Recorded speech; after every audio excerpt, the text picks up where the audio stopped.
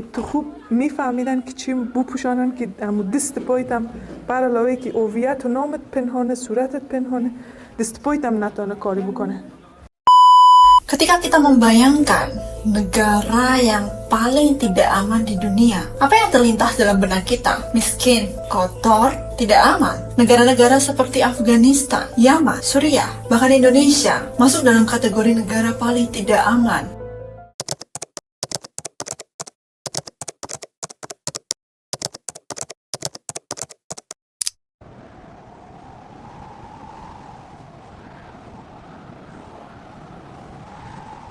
Menurut laporan Indeks Perdamaian Global (GPI) tahun 2023 oleh Institute for Economic and Peace, ada satu persamaan yang menghubungkan negara-negara ini, yakni mereka gagal memberdayakan perempuan. Mengapa? Negara yang gagal adalah negara yang gagal memberdayakan perempuan. Sejak Perang Saudara di Suriah yang meletus pada tahun 2011, laki-laki yang berpartisipasi dalam perang dan terbunuh meninggalkan istri dan anak yang menyebabkan meningkatnya jumlah perempuan sebagai kepala keluarga. Mereka harus menyediakan sumber pendapatan utama untuk memberi makan keluarga. Banyak perempuan yang akhirnya harus bekerja. Setelah sebelumnya, pada masyarakat tradisional Suriah, perempuan diharapkan untuk mengambil peran dalam rumah tangga. Sedangkan laki-laki lah yang bekerja. Dikutip dari Care International, pada beberapa wilayah di Suriah, 90% tenaga pertanian diisi oleh perempuan. Di sisi lain, banyak perempuan Suriah didorong untuk bekerja dalam sektor yang lebih sesuai dengan gender mereka, seperti mengajar, perawatan kesehatan, ataupun buruh pemetik kapas. Perempuan Suriah juga mulai perlahan-lahan memasuki dunia jurnalisme. Dengan sekitar 54% tenaga radio saat ini adalah perempuan. Meskipun menghadapi tantangan dan resiko yang sama, namun perempuan Suriah tidak menerima gaji, tunjangan, atau akses yang setara terhadap kepemimpinan dibandingkan dengan para laki-laki yang bekerja pada bidang jurnalisme. Departemen Kantor Komisaris Hak Asasi Manusia PBB melaporkan sebanyak 92% rumah tangga yang dikepalai oleh perempuan yang tinggal di kamp pengungsian Suriah. Mereka melaporkan ketidakmampuan untuk memenuhi kebutuhan dasar. Hal ini menjadi berpengaruh terhadap banyaknya perempuan di Suriah yang melakukan pernikahan dini sebagai mekanisme penanggulangan untuk mengurangi beban keuangan keluarga.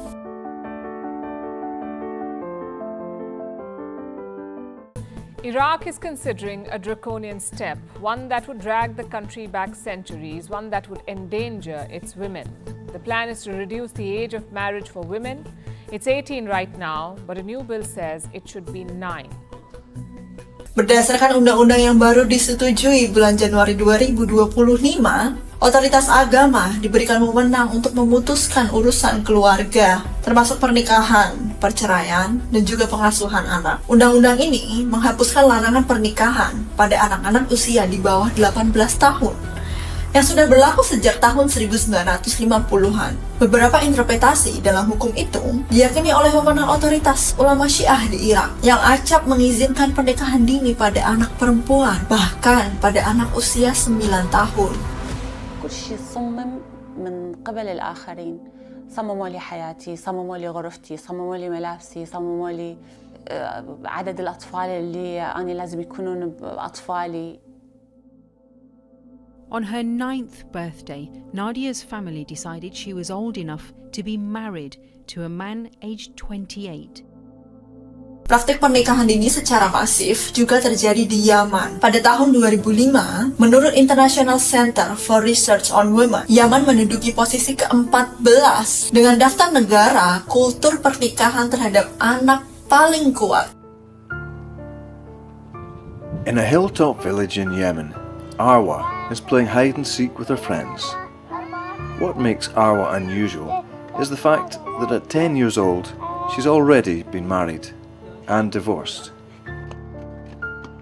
من المدرسة برجع ما أعرفوش أبي كتب عليه إنه هو من عمتي ذيك الساعة جلس نلعب إحنا وياه ورجع قال عايز زوج أختي برضاش وبعدين رجع أبي زوج علي Menurut Human Rights Watch, pada tahun 2006, tercatat bahwa lebih dari setengah perempuan Yaman menikah di bawah usia 18 tahun. Pada tahun 2018, angkanya meningkat menjadi 2/3 perempuan Yaman menikah di bawah usia 18 tahun. Pernikahan dini sangat rentan terjadi pada keluarga miskin. Kemiskinan dan hidup dalam ketidakpastian negara akan melihat anak perempuan sebagai kesempatan ekonomi. Kemiskinan akan membuat mereka berpikir bahwa dengan menikahan anak perempuan mereka sedini mungkin akan memberikan mereka bantuan dan melepaskan beban ekonomi keluarga. Mayoritas perempuan yang menikah di usia dini akan menikah dengan mereka yang memiliki rentang usia yang cukup jauh. Hal ini membuat mereka rentan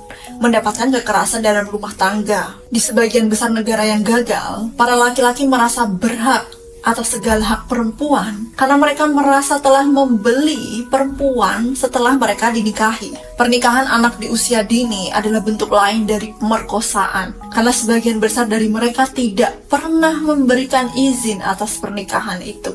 Pernikahan anak usia dini akan membuka peluang yang besar atas ketidakadilan dan tertutupnya akses yang layak bagi kehidupan perempuan. Tanpa pendidikan, perempuan tidak memiliki cukup pengetahuan untuk mengambil keputusan terhadap pentingnya kesehatan reproduksi misalnya. Hal ini menyebabkan tingginya tingkat kematian pada ibu dan anak, serta menciptakan siklus kemiskinan yang sulit terputus. Perempuan memegang peran kunci dalam mempertahankan peradaban. Namun di negara-negara yang gagal, perempuan sering ditekan dan dibuat tidak berdaya. Mereka dipaksa untuk terus bereproduksi tanpa memiliki kendali atas tubuh mereka sendiri. Laki-laki di sisi lain sangat bergantung pada perempuan dalam banyak aspek kehidupan, mulai dari pengasuhan anak hingga pengelolaan rumah tangga. Jika perempuan diberikan otonomi, mungkin mereka memiliki pilihan untuk tidak bereproduksi atau mungkin merencanakan keluarga yang lebih baik. Hal ini tentu merupakan ancaman bagi sekelompok laki-laki di negara yang gagal. Negara yang gagal memberdayakan perempuan cenderung terjebak dalam siklus konflik, kemiskinan, serta ketidakstabilan sosial. Tanpa pemberdayaan perempuan, mustahil bagi sebuah negara untuk mencapai pembangunan yang berkelanjutan. Perempuan adalah tulang punggung masyarakat, dan ketika mereka diberdayakan, masyarakat akan merasakan manfaatnya. Memberdayakan perempuan bukan berarti mengharuskan perempuan untuk memimpin, untuk menjadi penguasa di atas laki-laki. Tidak pula hanya tentang memberikan akses pendidikan dan kesehatan, tetapi tentang juga memberikan mereka suara, memberikan mereka kesempatan, serta rasa aman untuk mengakses setiap kesempatan yang ada. Pesan ini diberikan kepada seluruh perempuan bahwa keberlanjutan peradaban ada di tangan kita, kepada perempuan pelajar, kepada ibu rumah tangga, kepada ibu pekerja, kepada perempuan pekerja, kepada seluruh perempuan yang ada di belahan dunia ini. Teruslah berpikir, teruslah berdaya, dan teruslah menjadi perempuan yang sadar. Terima kasih sudah menonton video ini. Jika kalian merasa video ini bermanfaat, bagikan dan tandai teman-teman kalian. Dan mari kita mulai pembicaraan mengenai pemberdayaan perempuan. Sampai bertemu di video selanjutnya.